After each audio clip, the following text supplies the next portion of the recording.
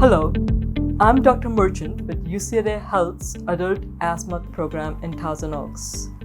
In this video, we will discuss how to use a Respimat soft mist inhaler. Step 1. Put the new inhaler together. Push the safety ledge and take off the clear base. Insert the narrow end of the cartridge into the device by pushing it down against a hot surface. You will hear a click when it is in place.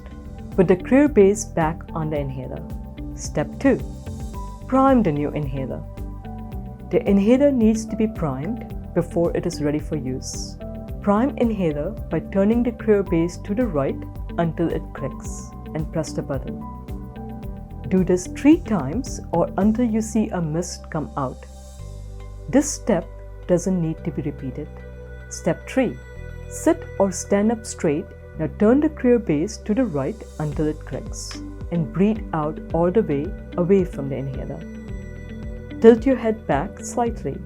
Close your lips around it without covering the air vents. Take a slow and deep breath in as you push the button. Remove the inhaler from your mouth and hold your breath for up to 10 seconds.